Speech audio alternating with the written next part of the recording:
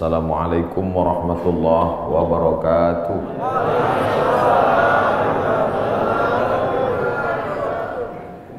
Alhamdulillahilladzi ahyana ba'da ma amatana wa ilaihin nusyur.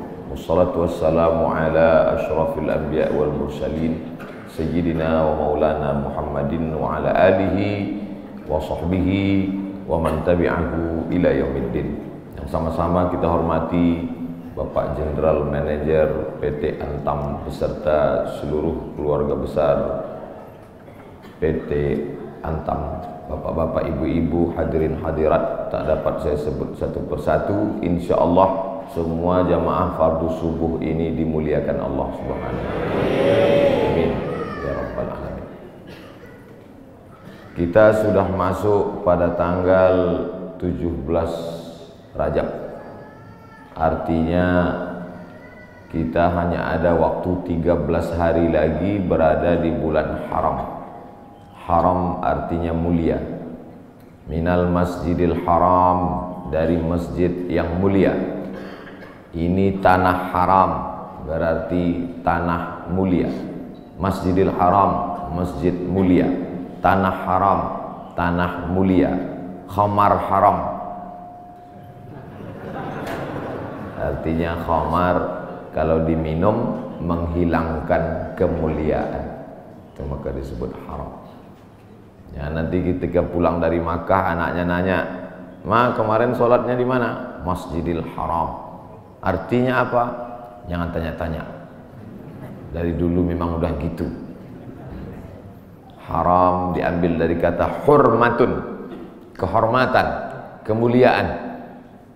Orang kalau sudah hilang harga diri, harkat, martabat, kehormatan, kemuliaan tak dipandang, maka disebut zina itu haram, khamar itu haram, judi itu haram. Karena kalau ketahuan orang melakukannya, hilanglah kehormatan, harkat, martabat dirinya.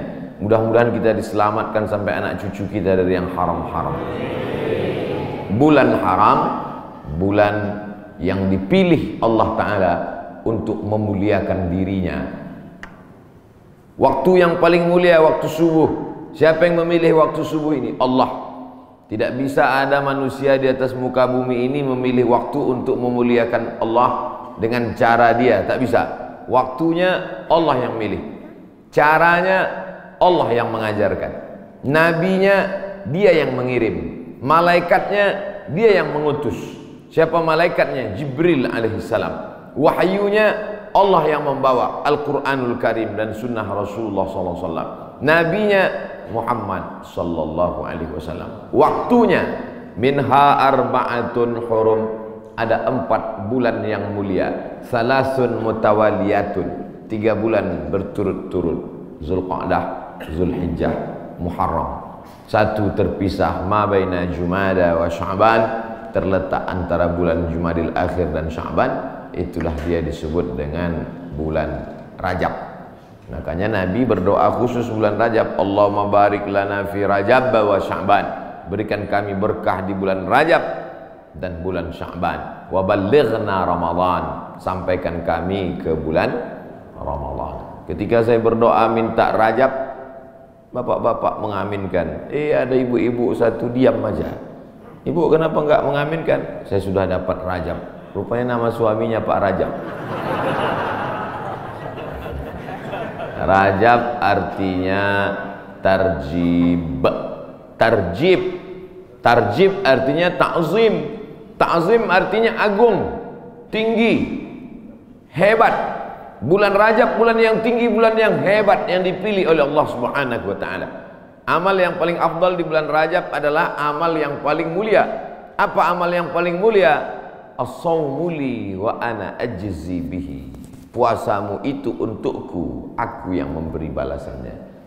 Maka paling afdal, paling bagus bulan Rajab ini adalah puasa. Dan hari ini kita jatuh pada hari Kamis. Siapa yang puasa hari ini, maka dia dapat 3. Saya niat puasa qadha hari ini, kata ibu, kata bapak, otomatis dia dapat 3. 1, qadhanya lunas.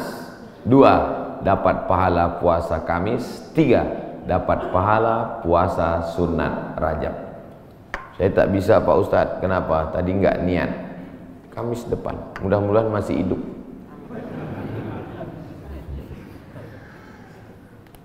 Kenapa Ustadz cerita qadha di bulan Rajab? Karena yang kemarin mau diqadha Ramadan tahun lalu belum jadi mengqadha.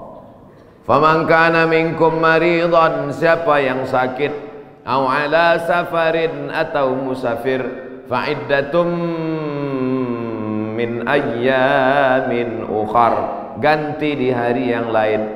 Ramadan kemarin ada tinggal puasanya, ketika mau diganti di bulan Syawal tidak jadi. Pernah pas mau diganti tidak jadi. Kenapa? Kue hari raya nggak habis-habis. Mau diganti di bulan Zulqa'dah tak sempat. Di bulan Zulhijjah mau diganti, daging kurban tak habis-habis. Kaki sapi 1 ekor dalam freezer. Akhirnya inilah kesempatan paling hebat kalau mau mengganti puasa. Tapi kalau cerita masalah ganti puasa pasti ingatnya ibu-ibu. Karena yang hamil ibu-ibu, yang menyusukan anak ibu-ibu. Makanya Ustadz selalu mengatakan ibu-ibu, kalau mau ganti bulan puasa yang tinggal kemarin bagusnya di bulan Rajab. Dia tak tahu ibu itu memang puasanya tinggal 7 hari, suaminya 17 hari. Ternyata bapak-bapak juga punya hutang puasa. Apakah selesai hutang puasa ini dengan astagfirullahaladzim, astagfirullahaladzim, astagfirullahaladzim, astagfirullahaladzim? Hutang puasa lunas, enak aja. Man mata, siapa yang mati, wa alaihi siyamun, punya hutang puasa, shoma anhu waliyuhu, ahli warisnya wajib menggantikan puasanya. Hadis sahih. Tidak bisa diganti dengan istighfar. Tidak bisa diganti usolli sunata taubat rakaataini lunas 60 hari lillahi ta'ala. Nggak bisa guys. Nah, oleh sebab itu maka puasa yang tinggal kemarin mesti diqadha. Faman kana minkum maridan, siapa yang sakit Ramadan kemarin, au ala safarin atau musafir jarak qasar salat 89 km, fa'iddatum min ayyamin ukhar, ganti di hari yang lain di luar Ramadan. Wa 'alal ladzina yutiqunahu, siapa yang tak sanggup puasa karena sakit keras. Pak Ustadz, saya nggak bisa puasa di Ramadan, nggak bisa puasa di Syawal, nggak bisa puasa di Zulqa'dah, Zulhijjah, Muharram, Safar, Rabiul Awal, Rabiul Akhir, Desember, Januari, Februari, Maret, April, Mei, Juni, Juli, nggak bisa puasa. Kenapa nggak puasa? Usus saya sudah dipotong pendek aja.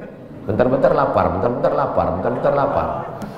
Sampai mati nggak bisa, atau kena penyakit mah akut, atau kena diabetes mellitus akut, atau kena jantung akut, atau apapun sebabnya, atau kena tua renta 70-80 nggak bisa puasa.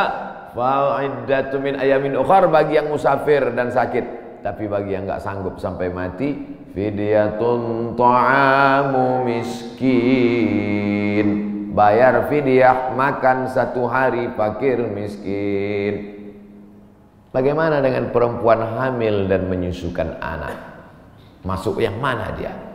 Kalau dia musafir, sakit, ganti. Kalau sakit keras, tua renta, bayar fidyah.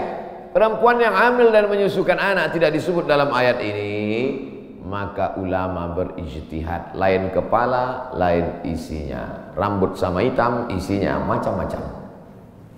Perempuan yang hamil dan menyusukan anak, 3 mazhab ulama. Mazhab yang pertama, menurut Imam Abu Hanifah, mazhab Hanafi, hanya mengqadha saja. Jadi kalau ada ustadz mengatakan ibu-ibu yang hamil menyusukan anak tinggal puasanya qadha saja, itu berarti mazhab Hanafi. Sedangkan mazhab Abdullah bin Abbas mengatakan bayar fidyah saja. Ibu pilih yang mana? Mau qadha aja atau bayar fidyah? Saya qadha aja Pak Ustadz. Saya kalau keluar duit nih malas. Ibu pilih mana? Saya nggak tahan lapar Pak Ustadz. Mau bawanya mau ngemil ngunyah aja. Jadi saya bayar aja. Yang mau qadha saja mazhab Hanafi. Yang bayar fidyah saja pendapat Abdullah bin Abbas. Mazhab Syafi'i yang mana? Mazhab Syafi'i lihat dulu dia tak puasa karena apa.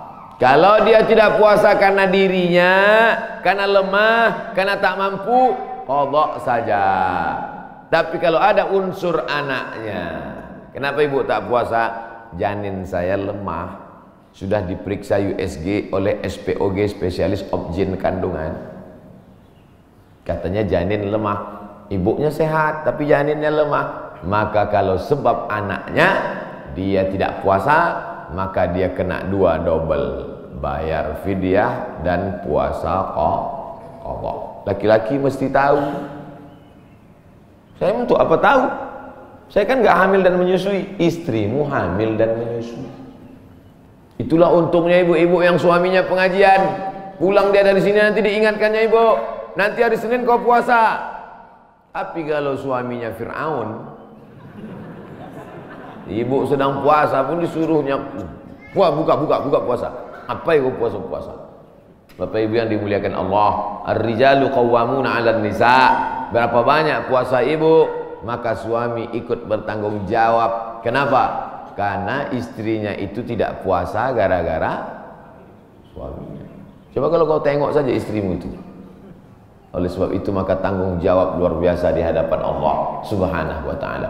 Itulah maka saya sampaikan subuh ini tentang pentingnya mengganti puasa di bulan Rajab. Karena ini salah satu kemuliaan, dapat double dua pahala yang diberikan Allah Subhanahu wa taala. Masih ada kesempatan 13 hari lagi. Kalau mau diqadha pakai puasa Nabi Daud, bagus. Yasumu yauman wa yuftiru yauman. Puasa ini bagus karena saluran darah kita ini mampet. Saluran darah ini sama seperti saluran air. Karena di dalamnya banyak lemak-lemak, banyak kolesterol, akhirnya tersumbat. Coba hidupkan keran air kencang, tapi pipanya digulung. Kerannya kencang, pipanya digulung. Apa yang terjadi? Bam! Pecah pembuluh darah. Oleh sebab itu salurannya mesti bersih. Bagaimana membersihkan saluran air? Ada serbuk yang menghilangkan minyak-minyak. Bagaimana cara membersihkan saluran darah? Maka bakteri-bakteri, kuman-kuman, penyakit-penyakit, kolesterol bisa habis bersih. Kenapa? Diri memakan diri sendiri dengan menahan makan minum selama dari pagi sampai petang. Makanya orang kalau cek darah dia nggak boleh makan minum. Saya dulu ketika cek dari ujung rambut sampai ke ujung kaki, Ustadz Somad besok medical check up, datang jam 10 pagi ke rumah sakit. Baik Pak Dokter, tapi syarat darahnya harus bersih. Gimana cara membersihkan darah Pak Dokter? Dari pagi sampai cek darah jangan makan berat. Jangan sampai masuk nasi uduk, ayam penyet, ayam patah, ayam mati, ayam supaya darahnya bersih. Baru saya paham, rupanya membersihkan darah dengan tidak memasukkan makanan. Tapi itu bonus dari Allah. Dengan banyak puasa tubuh sehat, dengan banyak puasa badan sehat. Dengan banyak puasa tidak ada kolesterol darah tinggi, diabetes mellitus dan kawan-kawannya. Dengan banyak puasa, banyak perempuan-perempuan sekarang rajin puasa, niatnya bukan lillahi ta'ala, diet ta'ala. Itu diet itu bonusnya, hadiah dari Allah Subhanahu wa taala. Tetapnya niatnya tetap nawaitu shauma qadha'in, saya berniat besok puasa qadha lillahi ta'ala. Adik-adik mahasiswa, mahasiswi bagus banyak puasa, hemat belanja. Bagus puasa. Wa antasumu khairul lakum. Dengan banyak puasa itu lebih baik bagimu. Begitu kata Allah Subhanahu wa taala. Habis bulan Rajab. Saya nggak bisa puasa Pak Ustaz. Kenapa kau tak bisa puasa? Dokter ngasih tahu Bapak jangan puasa. Kalau puasa mati. Jangan puasa. Ngadu si bapak ke ibu, Bu, tadi dokter ngasih tahu saya nggak boleh puasa. Kenapa bang? Karena kalau puasa mati. Abang mati aja lah. Tak boleh pilih mati. Kalau pilih dua, antara sakit atau mati, tidak boleh pilih mati. La tulqu bi aidikum ila tahlukah. La tulqu bi aidikum ila tahlukah. Jangan jerumuskan dirimu ke dalam kebinasaan. Maka jangan memilih mati daripada puasa. Kita diberi keringanan oleh agama Islam. Saya mau mengisi bulan ini Pak Ustadz, tapi puasa nggak sanggup. Banyak-banyak sholat sunnah. Sholat sunat wudhu. Usolli sunnatal wudhu raka'ataini lillahi ta'ala. Bilal, sini. Ada apa ya Rasulullah? Sami'tu dafana alaika baina yadayya fil jannah. ku dengar suara gesekan sendalmu dalam surga. Bilal, kedengaran suara sendalnya dalam surga. Kresek, kresek, kresek, kresek, kresek. Sendal kalau digesekkan ke tanah berbunyi kresek, kresek. Apalagi sendal baru. Bilal, aku dengar suara gesekan sendalmu dalam surga. Apa amalmu Bilal? Kata Bilal, aku tidak pernah meninggalkan sholat sunat wudhu. Habis wudhu, sholat sunat wudhu 2 rakaat. Bagi yang biasa pakai usolli sunnatal wudhu. Bagi yang tidak pakai usolli, dalam hati saja. Allahu Akbar. Niatnya sah dalam hati. Saya termasuk yang tidak mewajibkan melafazkan niat. Tapi bagi yang melafazkan, jangan sampai dibid'ahkan, disalahkan. Karena niat itu letaknya di hati. Cuman hati kita kadang bimbang, goyang, ragu. Untuk menguatkan hati maka diucapkan di mulut. Tiba-tiba masuk masjid, Allahu Akbar. Dalam hati ragu, ini tahiyatul masjid apa qobliyah? Ragu dia, ini tahiyatul masjid apa qobliyah? Niat tidak bisa setelah takbiratul ihram. Niat itu sebelum takbiratul ihram atau dalam takbiratul ihram. Pilih antara dua. Oleh sebab itu maka untuk menguatkan apa yang dalam hati, saya salat qobliyah subuh. Usolli sunnatas subhi rak'ataini qabliyatan lillahi ta'ala. Saya tadi masuk sudah azan. Waktu hanya cukup 2 rakaat. Pilih mana? Kalau cepat datangnya tahiyatul masjid dulu. Setelah tahiyatul masjid baru qabliyah. Tapi kalau datangnya lambat, qabliyah.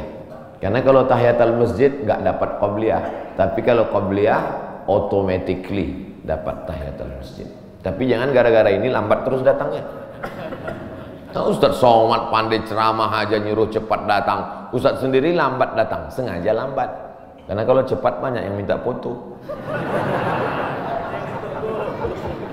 Nah, oleh sebab itu yang paling afdal adalah cepat-cepat datang ke masjid. Allahumma ftahli abwaaba rahmatik. Bukakan untukku pintu rahmatmu. Mau keluar masjid, doanya sudah ditulis di pintu. Allahumma inni as'aluka min fadlik. Ini hebatnya masjid PT Antam, doanya ditulis di pintu. Banyak juga di masjid lain doanya ditulis di lampu running text. Pas lampunya mati, doanya hilang. Ini bagus, tulis. Jadi jamaah bisa ngelihat. Pas mau masuk, Allahumma inni, Allahumma ftahli abwaaba rahmatik. Bukakan untukku pintu-pintu rahmatmu ya Allah. Sampai ke dalam tahiyatul masjid. Usolli sunnatan tahiyatul masjid raka'ataini lillahi ta'ala. Idza dakhala ahadukumul masjid, kalau kamu masuk masjid fala yajlis. Jangan duduk hatta yusolli raka'ataini, sampai salat sunat 2 rakaat. Tahiyatul masjid, qabliyah, ba'diyah, salat sunat wudu, salat sunat du'a, salat sunat isyraq, salat sunat awabin, salat sunat tasbih. Perbanyak salat sunat. Saya semua udah Pak Ustaz. Apa yang belum? Salat sunat mutlak. Ada salat sunat yang terikat waktu, du'a. Ada salat sunat yang terikat momen, tahiyatul masjid. Ada salat sunat yang tidak terikat apa-apa. Salat sunat aja 2 rakaat. Enggak ada angin, enggak ada hujan, salat sunat aja 2 rakaat. Kau salat sunat apa tadi? Salat sunat aja 2 rakaat. Mana ada salat sunat aja? Salat sunat tidak terikat dengan apapun, namanya mutlak. Mutlak artinya lepas, tidak terikat dengan apapun. Syukur kepada Allah Subhanahu wa taala. Suatu ketika Nabi bertamu ke rumah sahabat. Sampai di rumah sahabat dikasih makan, dikasih minum, dijamu dengan jamuan luar biasa. Setelah itu dia sholat sunat 2 rakaat. Sholat sunat apa namanya? Kan nggak mungkin usolli sunnatan 2 rakaat karena sudah dikasih makan enak lillahi ta'ala. Nggak ada. Makanya kita kadang sholat sunat aja 2 rakaat sebagai ungkapan syukur kepada Allah. Cara bersyukur subhanallah, betul. Cara bersyukur berzikir banyak selawat, betul. Tapi syukur yang paling bagus adalah dengan sholat. Sholat sunat aja 2 rakaat. Aku sholat sunat 2 rakaat karena bersyukur kepada engkau atas nikmat yang begitu hebat, yang begitu banyak. Abang tadi sholat sunat? Iya. Sholat sunat apa? Syukur. Hari ini kau enggak? Lauknya enggak enak. Oh, enggak bisa begitu. Nikmat ini bukan cuma makanan enak, hidup nyaman juga nikmat. Tinggal di komplek ada masjidnya juga nikmat. tinggal di lingkungan yang mengingatkan kita kepada Allah. Berapa banyak orang kerjanya mantap tapi sholat nggak bisa. SMS ke saya, meleleh air mata baca SMS-nya. Ustaz Somad, apa hukumnya sholat di WC? Hah? Ente mau ngetes saya apa gimana nih? WC kan najis, tempat setan, kotor. Menyebut nama Allah aja nggak boleh. Allahumma inni a'udzubika minal khubuthi wal khaba'is. Mau masuk WC, ya Allah lindungi aku dari setan jantan dan setan betina. Setan jantan di sana, setan betina di sana. Ketemunya di mana? Di WC. Dia bilang apa hukumnya sholat di WC. Saya sangka mau ngetes saya. Ternyata memang betul dia kerja di luar negeri. Supervisor pengawasnya tidak mengizinkan permisi sholat. Akhirnya dia masuk ke WC yang agak lapang. Dia bentang kain, sholat di dalam. Hanya untuk mencari makan, Bapak Ibu. Luar biasa nikmat. Bisa kerja di Pomalaa. Betul? Lama saya ngapalnya nih. Bisa kerja nyaman, masjidnya besar, ibadah tidak dilarang, pengajian dihadirkan ustaz. Inilah nikmat yang paling besar. Fabi ayyi ala'i rabbikuma tukadziban. Nikmat apa lagi yang kau dustakan? Keluar dari komplek pemandangannya indah, memandang ke tepi jalan, lautan terhampar. Kata orang, saya nggak ngeliat tadi malam gelap. Kurang apa lagi, nikmatnya besar. Ikannya segar-segar, mantap-mantap, duriannya enak. Kau tahu Ustaz tadi malam makan durian. Oleh sebab itu maka syukur kepada Allah. La in syakartum la azidannakum wa la in kafartum. Tapi kalau kau kufur, tidak kau syukuri nikmat ini, inna azabi lasyadid. Azabku itu amat sangat menyakitkan. Jangan sampai setelah azab datang barulah meleleh air mata. Astagfirullah. Di rumah sakit terbaring, disuapkan sama istrinya bubur jagung. Dulu waktu sehat kemana aja. Kalau ada orang udah sakit baru petik tasbih, biasa. Kalau ada orang ketika sudah pensiun baru berzikir, biasa. Tapi ketika waktu sedang badan sehat, rezeki banyak, ada jabatan, rajin ibadah, wah luar biasa. Nih masyarakat PT Antam nih luar biasa, betul. Tapi yang datang nih memang masyarakat lingkungan sini. Alhamdulillah. Karena saya pernah juga ceramah di komplek perusahaan. Ketika masih kerja aktif ke masjid baru luar biasa. Selesai ceramah juga saya, mohon maaf Pak Ustaz, yang datang tadi masyarakat dari luar. Bapak Ibu yang dimuliakan Allah Subhanahu wa taala. Ini kenikmatan ini kalau dicabut oleh Allah Subhanahu wa taala, Allah itu luar biasa. Allah kalau mau mematikan orang, cukup saja dia katakan innama amruhu idza arada syai'an ayaqula lahu kun. Mati. Kenapa orang yang minum khamar tidak mati? Kenapa orang yang berzina tidak mati? Kenapa orang yang makan riba tidak mati? Karena Allah itu bismillahirrahmanirrahim. Allah itu sayang. Dibiarkannya dulu. Malaikat itu sudah gergetan malaikat. Mau cabut aja gitu. Jangan. Jangan. Kata Allah Ta'ala jangan. Biarkan dia mabuk-mabuk dulu. Biarkan. Nanti baru kau celupkan dia ke neraka jahanam. Innallaha la yumli lidzalim. Allah sengaja mengulur kepada orang-orang yang zalim itu. Orang-orang yang zalim, yang aniaya terhadap dirinya, yang berzina, yang minum khamar, yang mabuk, yang makan riba, yang biarkan dia, biarkan. Sampai apa? Sampai dia bertobat. Kalau tidak juga, hatta idza akhadhahu lam yuflithu, sehingga Allah menurunkan azab tidak tanggung-tanggung langsung. Jadi jangan heran kalau ada orang enggak sholat, rumahnya besar, enggak sholat, mewah hidupnya. Sesungguhnya dia sedang dimainkan Allah Ta'ala. Inna kaidi matin, tipu dayaku amat sangat kuat. Cuman kadang orang ini enggak paham cara pikir Allah SWT. Cara pikir ibu aja kadang anak nggak paham. Anak umur 5 tahun minta pisau, jangan. Nanti tangan kau luka. Tapi ketika kita memahami Allah, yang kita ikut ini, kita ikut Allah atau Allah ikut kita? Kita ikut Allah. Ini banyak orang sekarang Allah dia suruh ikut dia. Ya Allah, berikanlah aku gaji yang banyak. Kau ikut aku, jangan sampai aku ikut engkau. Loh, sebenarnya yang Tuhan ini aku, apa kau kata Tuhan? Kita yang ikut Allah. Makanya kita ini disebut Muslim. Muslim artinya berserah diri kepada kehendak Allah, bukan Allah yang ikut kita. Kadang banyak kita paksa Allah untuk ikut kita. Kita berdoa sesuai dengan request kita. Kalau kita Allah nggak kasih, lalu kita marah sama Allah. Ente siapa, kata Allah. Makanya kita serahkan kepada Allah. Tapi kita kalau berdoa tetap minta apa yang kita minta. Jangan gara-gara ini nanti, ya Allah pagi ini aku nggak berdoa apa-apa, terserah oleh Allah. Mau kasih nggak apa-apa. Oh jangan. Nabi malah kalau berdoa sebut nama. Allahumma a'izzal islama bi umarain. Ya Allah kuatkan Islam ini dengan 2 Umar. Waktu itu ada 2 Umar yang paling hebat, paling gagah, paling perkasa di Makkah. Satu Umar bin Khattab, satu Umar bin Hisham. Umar bin Khattab, Umar bin Hisham. Ya Allah, Islam ini akan kuat kalau 2 orang ini masuk Islam. Masuk Islamlah 2 orang ini, ya Allah. Umar bin Khattab atau Umar bin Hisham. Saya sebut Umar bin Hisham, banyak bapak ibu nggak kenal. Tapi kalau saya sebut nama kerennya, oh, Umar bin Hisham, Abu Jahal.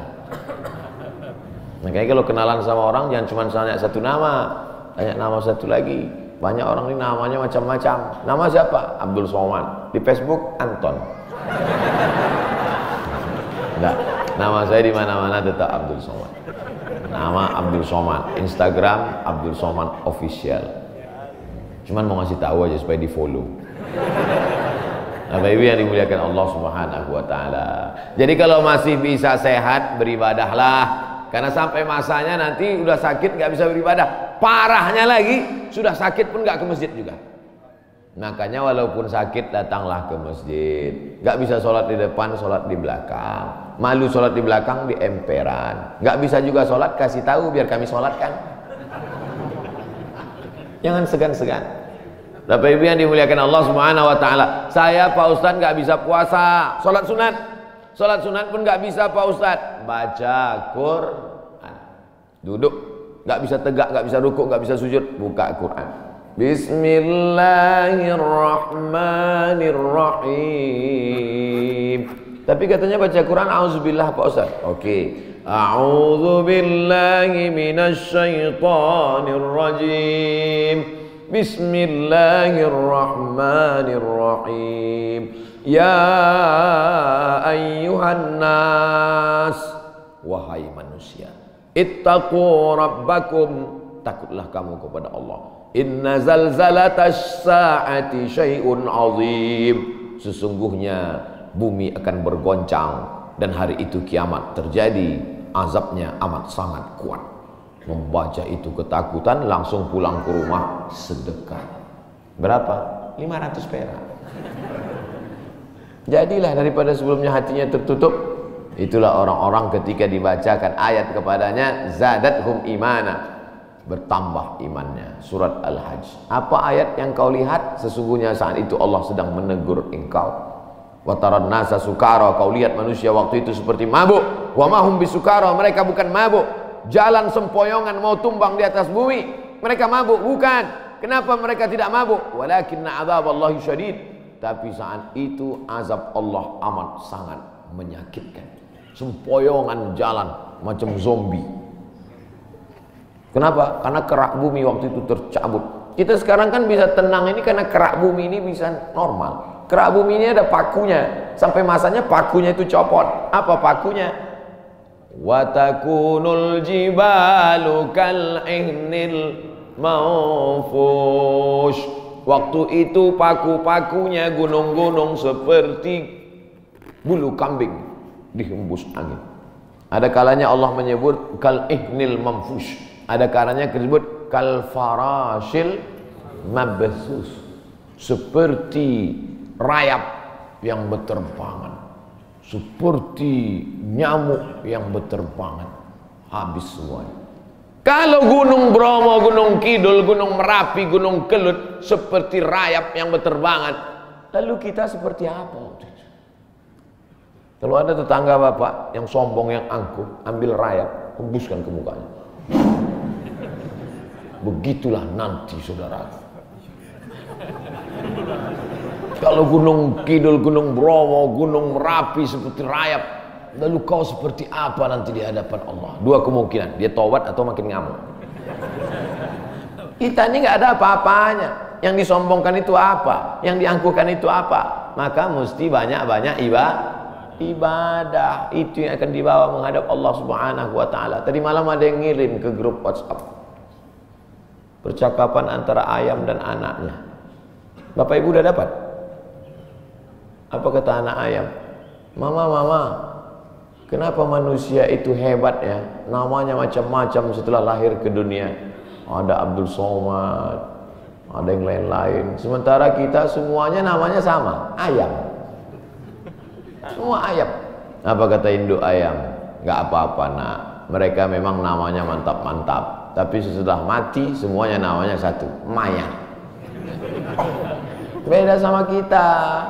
Kita memang ayam, tapi setelah kita mati ada ayam panggang, ada ayam goreng, ada ayam. Mereka memang hebat-hebat, mereka kaya-kaya, mereka pejabat-pejabat, mereka punya jabatan, mereka punya ilmu, mereka punya gelar profesor doktor. Tapi setelah mereka mati, tidak ada yang mendatangkan manfaat, semuanya menjadi mayat. Beda dengan kita. Kita setelah mati mendatangkan manfaat, mengenyangkan perut. Ulaika kal an'am, mereka itu seperti binatang. Balhum adal, bahkan lebih hina daripada binatang. Makanya kalau tidak karena ibadah, apa beda kita dengan ayam? Bukan hadis, dapat di grup WhatsApp. Saudara yang dimuliakan Allah Subhanahu wa taala, bedakan dirimu dari binatang dengan apa? Dengan ibadah. Cerita tentang ibadah, apakah ayam itu tidak bertasbih? Ayam itu ketika sedang mengeram, coba lihat lidah ayam sedang mengeram, semuanya bertasbih. Bertasbih. Nabi mencabut pelepah korma, menusukkan pelepah korma di makam. Sahabat bertanya, kenapa kau tusukkan pelepah korma itu ya Rasulullah? La'allallaha an yukhaffifa 'adzabahuma ma lam yaybasa. Selama pelepah korma itu basah, maka orang yang ada di kubur diringankan azabnya. Kenapa? Karena pelepah korma bertasbih. Tapi jangan gara-gara ini nanti bapak meninggal minta surat wasiat, tanamkan 3 batang korma di atas kuburku. Nabi sedang ingin mengajarkan bahwa pelepah korma bertasbih. Planet-planet bertasbih. Neptunus, Merkurius, Pluto, Mars bertasbih. Mana buktinya? Ketika kita melihat petir menggelegar, apa ucapan dari mulut? Subhana may yusabbihu bihir ra'du wa bihamdi. Maha suci Allah, yang planet-planet pun bertasbih mengagungkan Allah. Lalu kita apa? Makanya yang tak sanggup baca Quran, saya Pak Ustaz nggak bisa baca Quran. Asal baca Quran mata meleleh Pak Ustaz. Meleleh menangis karena takut atau nggak nampak lagi titiknya Pak Ustaz. Puasa nggak bisa. Kalau nggak bisa puasa, sholat sunat, kaki sakit. Baca Quran, mata sakit. Pejamkan mata, ambil tasbih, berzikir. Afdalul zikri fa'lam annahu la ilaha illallah. La ilaha illallah. 100 kali. Dikit kali 100 kali Pak Ustaz, 1000 kali. La ilaha illallah. Baca sholawat, istighfar 1000 kali. Salawat 1000 kali. La ilaha illallah 1000 kali. Isi hari-hari bulan Rajab ini dengan kemuliaan. Belum tentu bulan Rajab tahun depan kita masih hidup. Saya insya Allah hidup, Bapak Ibu nggak tahu. Yakin sekali Ustaz Somad ini. Mati jangan dicari, tapi kalau dia datang kita tidak akan bisa lari. Ainama takunu yudrikumul maut. Dimanapun kau berada, mati akan datang menghampirimu. Walau kuntum fi burujim musayyadah. Walaupun kau berada di dalam tembok yang sangat kokoh. Dulu orang Arab kafir musyrik dibuatnya tembok, masuk dia ke dalam, sembunyi. Oh, pertanyaan, saya sangka surat kematian. Kita akan dituntut di hadapan Allah Subhanahu wa taala. Begitulah Allah. Jadi intinya isi bulan Rajab, pertama puasa, kedua salat sunat, ketiga baca Quran, keempat zikir. Saya empat-empatnya udah Pak Ustadz. Mantap. Empat-empatnya belum Pak Ustadz. Mulai hari ini. Puasa sunat niatnya boleh setelah sholat subuh. Nah, pulang dari sini sampai rumah, lihat lemari makan, nggak ada makanan, puasa sunat. Tapi dengan syarat dari azan subuh tadi nggak masuk apa-apa. Jangan sampai udah 3 batang masuk. Puasa sunat nggak bisa. Batal.